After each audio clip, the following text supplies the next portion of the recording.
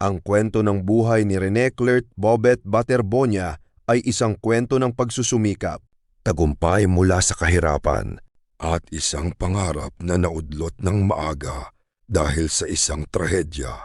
Isa siya sa pinakamaliwanag na sumisikat na bituin sa Philippine basketball bago ang kanyang hindi inaasahang pagpanaw.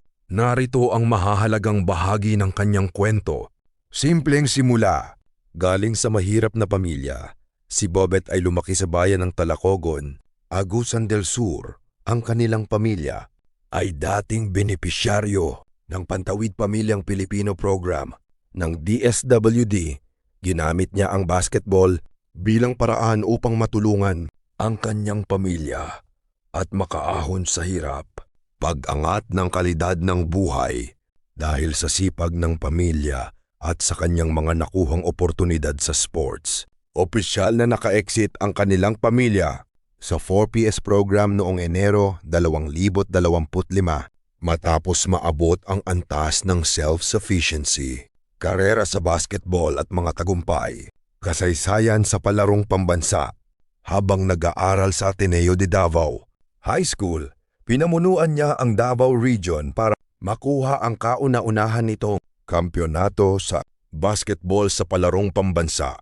Umiskor siya ng 11 puntos sa finals na nagdala sa kanya upang hirangin bilang most valuable player at mapasama sa Mythical Five. Karangalan para sa bansa. Naging bahagi rin siya ng Pilipinas na nag-uwi ng gintong medalya sa ika-14 Asian School Games sa Brunei Darussalam noong Nobyembre 2025. Pagtuntong sa kolehiyo.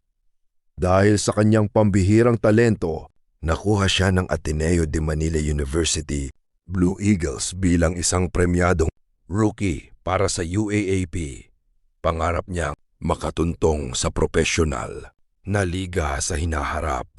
Ang trahedya, aksidente sa team building noong ika-8 ng Hunyo 2026 sa gitna ng team building activity ng Ateneo Blue Eagles sa Dipaculao, Aurora.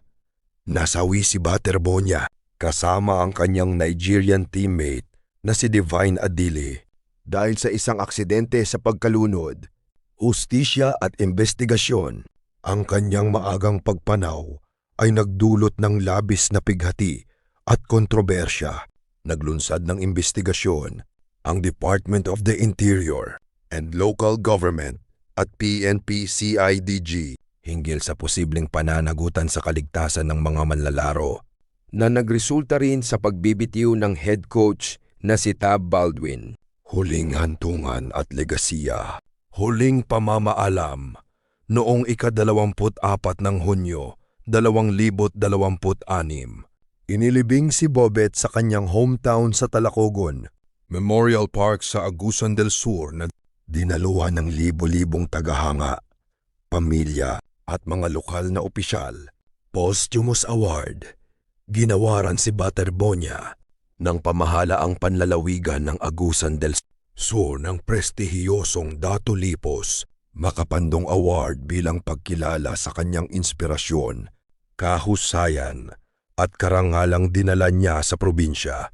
Naiwan ni Bobet ang isang legasiya ng pagiging simbolo ng pag-asa para sa maraming kabataang nagnanais magtagumpay sa pamamagitan ng sports. Para sa mga iba pang kwento ng sports, mag-follow lamang kay 2K Mod Sports. Maraming salamat.